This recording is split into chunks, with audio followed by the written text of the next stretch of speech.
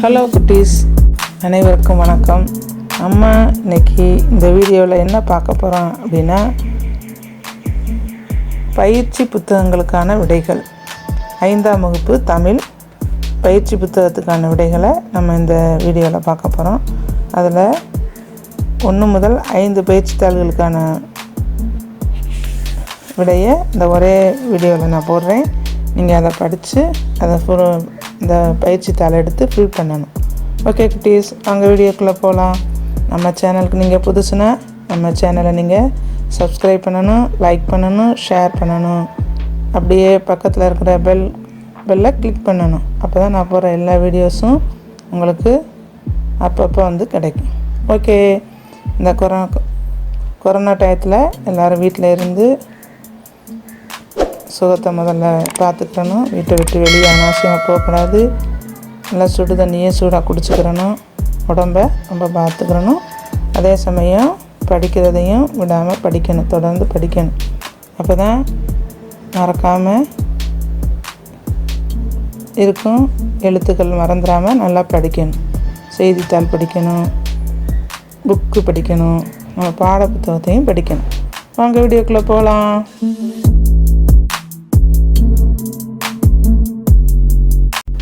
பருவம் 1 பயிற்சித்தாள் தமிழ் இயல் 1 தமிழின் இனிமை.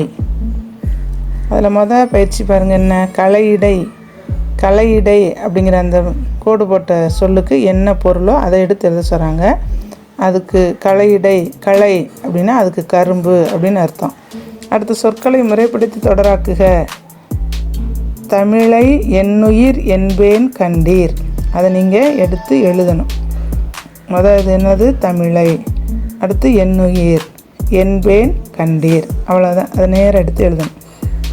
நனிப்பசு முற்றல், இதற்குடைய பொருளை எழுதணும். நீங்கள் புத்தகத்தை பார்த்தும் கண்டுபிடிச்சும் எழுதலாம்.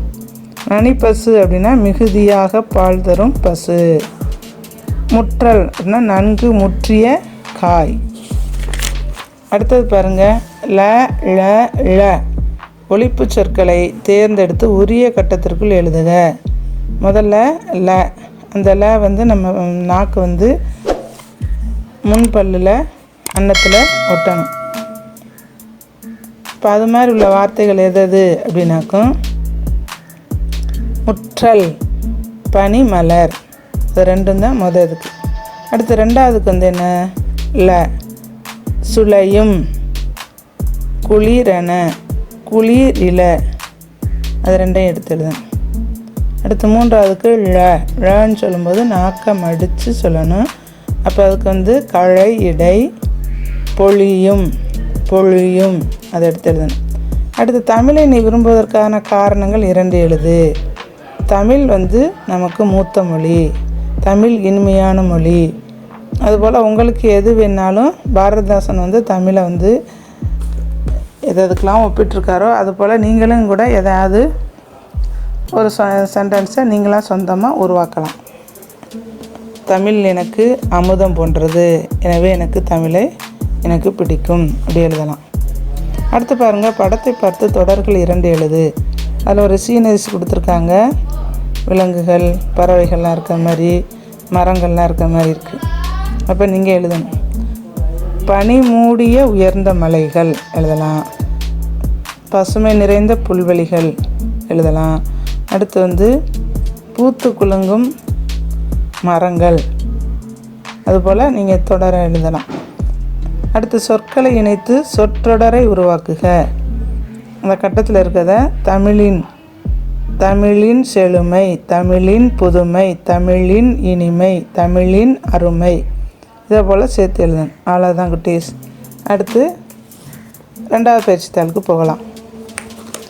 பயிற்சித்தாள் 2 கவிதை பட்டிமன்றம். நன்னெறி, இதை பிரிக்கிறதுக்கு நன்மை கூட்டல் நெறி, நன்மை கூட்டல் நெறி. அடுத்து பார் அப்படின்னா என்னது? உலகம். ஔவைக்கு நெல்லிக்கனி அளித்தவர் அதியமான். அடுத்தது பாருங்கள். 2ஆம் எழுத்து ஒன்று போல் அமைந்துள்ள சொற்களை எடுத்து எழுத சொல்கிறாங்க. அதில் தித்திக்கும், எத்திக்கும், இத்தக, இந்த இத்த கோடு போட்டு அதை எடுத்து எழுதணும். அடுத்து பிரித்து எழுதுக. நெல்லிக்கனி, நெல்லி கூட்டல் கனி. பலருண்டு, பலர் ப்ளஸ் உண்டு. அடுத்து பாருங்கள், வரிகளை படித்து நற்பண்பை போதித்தவர்களில் பெயர்களை குறிப்பிடுங்க. அந்த பாடல் வரிகளை வாசிக்கணும். நல்ல பண்புகளை போதித்தவர் யார் அப்படின்னாக்கும் புத்தர், வள்ளுவர். புத்தர், வள்ளுவர். அடுத்து தொடர் அமைத்து எழுதுக. பாருங்கள், உண்மை.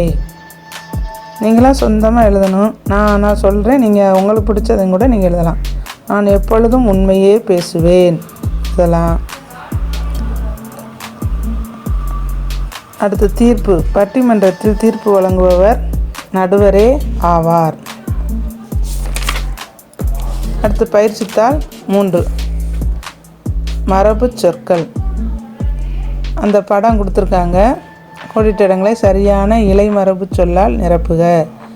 மா இலைன்னு தான் சொல்லுவோம், பனை ஓலைன்னு சொல்லுவோம், வாழை இலைன்னு சொல்லுவோம். அடுத்து வினைமரபு சொல்லால் தொடரை நிறைவு செய்க. வேடன் அம்பு எய்தார், நெசவாளி ஆடை நெய்தார், கண்ணன் முறுக்கு தின்றான். அடுத்து பாரு, விலங்குகளோடு அவற்றின் இளமை பெயரை பொருத்தி எழுதுக. மொதல் படத்தில் குரங்கு இருக்குது, 2வது படத்தில் மான் இருக்குது, அடுத்து கீரி இருக்குது, அடுத்து புலி இருக்குது. அப்போ குரங்கு குட்டி, மான் கன்று, கீரி பிள்ளை, புலி பரல். அவ்வளோதான் குட்டீஸ். அடுத்து பாருங்கள், நாய் குரைக்கும். இந்த மரபு வகையை எதில் சேர்ந்தது அப்படின்னா நாய் குரைக்கும் அப்படிங்கிறது ஒலி மரபு, சவுண்டு. அடுத்து இருப்பிட மரபு சொற்களை இணைத்து எழுதுக. கோழி எங்கே இருக்கும், எலி எங்கே இருக்கும், அந்த மாதிரி கொடுத்துருக்காங்க. நீங்கள் அதை கண்டுபிடிச்சி எழுதணும். கோழி பண்ணை, கரையான் புற்று, மாட்டு தொழுவம். அவ்வளோதான். இதுபோல் என்ன மிச்சம் இருக்கிறதையும் நீங்கள் எடுத்து எழுதலாம். ஆங்கில சொற்களுக்கு இணையான தமிழ் சொற்களை எழுதுக. நான் லைப்ரரிக்கு சென்றேன். லைப்ரரி அதனுடைய தமிழ் வார்த்தை, தமிழ் சொல் நூலகத்திற்கு சென்றேன். நான் நூலகத்திற்கு சென்று புத்தகம் படித்தேன். நான் நூலகத்திற்கு சென்று புத்தகம் படித்தேன் எழுதலாம், நூலை படித்தேன்னு எழுதலாம். அடுத்து பாருங்கள், விடுபட்ட இடங்களை நிரப்புக. விடுப்பு விண்ணப்பம். இது நிறைய பிள்ளைங்களுக்கு இன்னும் லீவ் எடுத்தால் லீவ் லெட்ரு எழுதுறது கூட நிறைய பேருக்கு தெரிய மாட்டேங்குது. அதுக்காகவே இந்த பயிற்சியில் இதை கொடுத்துருக்காங்க. விடுப்பு விண்ணப்பத்தில் அனுப்புனர் இருக்கணும், பெறுநர் இருக்கணும், அதுக்கடுத்து கான்டென்ட் இருக்கணும். கான்டென்ட்னா என்ன காரணத்துக்காக லீவு அப்படிங்கிறத.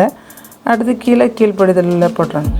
அனுப்புனர் உங்கள் பேரை போட்டுக்கிறணும், 5ஆம் வகுப்பு, உங்கள் ஸ்கூல் பேர், உங்கள் ஊர் பேர் போட்டுக்கணும்.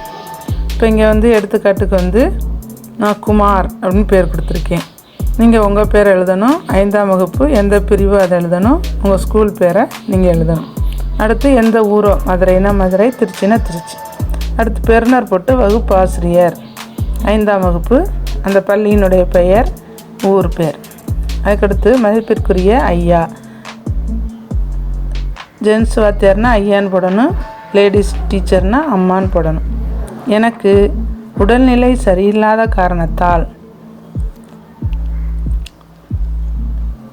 21/4/2021 முதல் 22/4/2021 வரை 2 நாள் விடுப்பு தரும்படி மிக தாழ்மையுடன் கேட்டுக்கொள்கிறேன். நீங்கள் என்னைக்கு தேதி போடுறீங்களோ அந்த தேதியை போட்டுக்கணும்.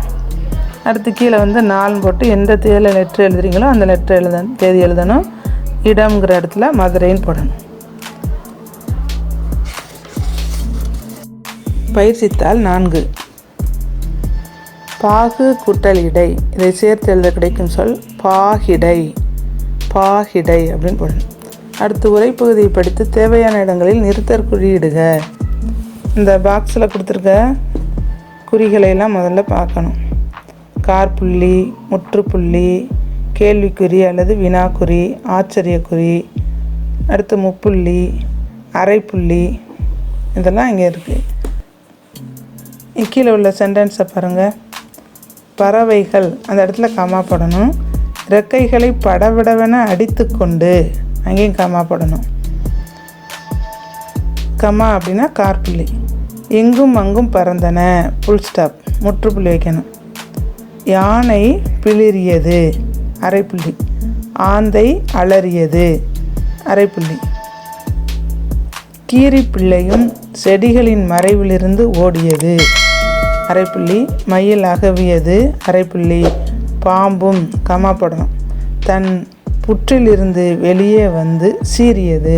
அரைப்புள்ளி குதிரை கனைத்தது. முற்றுப்புள்ளி. அடுத்த பாருங்கள், ஒளிமரபு மற்றும் வினைமரபு தொடர்களை கண்டறிந்து பட்டியலிடுக. ஒளிமரபுனா சவுண்டு, வினைமரபுனா ஒரு செயல்.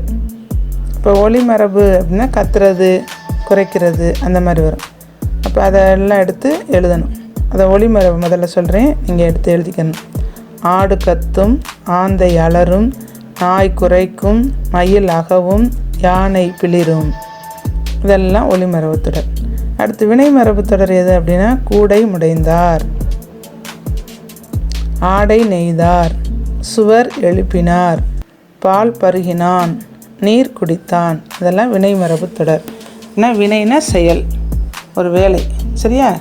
அடுத்த பாருங்க, 4வது அடைப்புக்குறிக்குள் இடம்பெறும் சொற்களை இணைத்து தொடர் உருவாக்குக. மலர், மலை, மூட்டம். இப்போ பனிமலர், பனிமலை, பனிமூட்டம். சிங்கத்தின் இளமை பேர் என்ன? சிங்கத்தின் இளமை பேர்னா குட்டி. அந்த குட்டிக்கு சிங்க குருளை அப்படின்னு சொல்லுவோம். பின்வருவனவற்றில் மனிதனின் முயற்சியால் சுவை பெறுவது எது? காய்ச்சு பாகிட ஏறிய சுவை. அதை எடுத்து எழுதணும். அடுத்து இனியனை என்பேன் எனினும் தமிழை அப்படின்னு சொல்கிறதுக்கு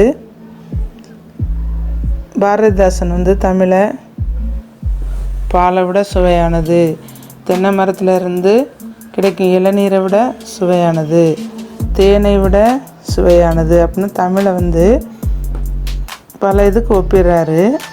ஆனாலும் அப்படின்னா எனினும் அதைவிட சுவை மிக்கது எது? தமிழ் அப்படின்னு சொல்கிறாங்க. அதுதான் அந்த எனினும் அப்படிங்கிறதுக்குள்ள பொருள். எதை தான் இருந்தாலும் இதை விட இதுதான் அப்படின்னு சொல்கிறது தான் அந்த எனினும் அப்படிங்கிற வார்த்தைக்குள்ள இணைப்பு சொல்லுக்குள்ள பொருள். அதை நீங்கள் எழுதணும். அதை நம்ம தமிழின் இனிமை பாடலில் உள்ள அந்த பொருளெல்லாம் எழுதி அதை விட எனினும் தமிழ் இதைவிட உயர்ந்த சுவைமிக்கது அப்படின்னு எழுதி கொண்டு வரோம். அடுத்து பயிற்சித்தாள் 5. மூதுரை பாடலில் இடம்பெற்றுள்ள பறவை கழுகுன்னு இங்கே கொடுத்துருக்காங்க. தவறு. நம்ம பாடலில் வந்திருக்க பறவை மூதுரை பாடலில் வந்திருக்க பறவை கொக்கு. சொற்களை முறைப்படுத்தி பாடல் அடியை எழுதுக. அடக்கம் உடையார் அறிவிலர் என்றெண்ணி. அதை எழுதணுப்பா. முதல்ல என்ன வரணும்? அடக்கம் உடையார் அறிவிலர் என்றெண்ணி. நீர் பாயும் வழி என்னும் பொருள் தரக்கூடிய சொல்லை தேர்ந்தெடுத்து எழுதுகனா மடைத்தலை. நீர் பாயக்கூடிய இடத்துக்கு அந்த பேர் மடைத்தலை. குறிப்புகளை படித்து கோடிட்ட இடத்தை நிரப்புக. முதுமையான அறிவுரைகளை கொண்ட நூல் மூதுரை. இந்நூலுக்கு வாக்குண்டாம் என மற்றொரு பெயரும் வழங்கப்படுகிறது.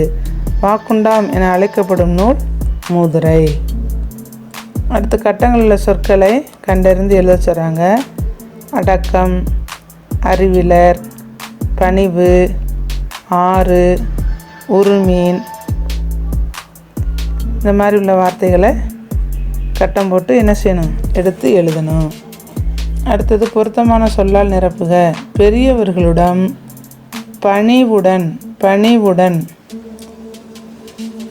3 சுழி நீன்னு சொல்லுவோம்ல, அந்த போடணும். பணிவுடன் நடந்து கொள்ள வேண்டும். சான்றோர்களிடம் நல்ல குணம் மேம்பட்டு நிற்கும். குணம், குணம் அதுவும் 3 சுழினா.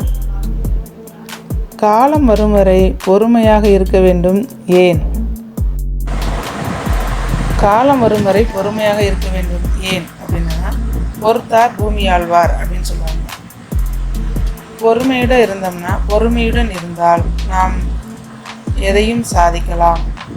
கொக்கு எப்படி மீன் வரும் வரை பொறுமையாக காத்திருந்ததோ அதுபோல் நமக்கும் வாய்ப்புகள், தருணங்கள் வரும் வரை நாம் பொறுமையாய் காத்திருக்க வேண்டும். இதை நீங்கள் 2 வரியில் சுருக்கமாக எழுதிக்கிறேன். ஓகே. 1 முதல் 5 பயிற்சித்தாளுக்கான விடையை நான் போட்டிருக்கேன். நீங்கள் அதை பார்த்து உடனே புக்கில் எடுத்து எழுதணும். ஓகே குட்டீஸ், பாய். நம்ம சேனலை சப்ஸ்கிரைப் பண்ணணும், ஷேர் பண்ணணும், லைக் பண்ணணும். இந்த மாதிரி பல வீடியோஸோட உங்களை சந்திக்க வரேன், அதாவது பாடங்களோட உங்களை சந்திக்க வரேன். மறக்காமல் யூடியூப் சம்பிரதாயமான 3 விஷயத்தை பண்ணிடுங்க. லைக் பண்ணுங்கள், ஷேர் பண்ணுங்கள், கமெண்ட் பண்ணிடுங்க. அண்ட் தென் முக்கியமாக சப்ஸ்கிரைப் பண்ணிடுங்க. பக்கத்தில் இருக்க பெல் ஐக்கானே லைட்டாக தட்டிடுங்க. அப்போ தான் நான் அப்லோட் பண்ணுற வீடியோஸ்லாம் உங்களுக்கு உடனே கண்டு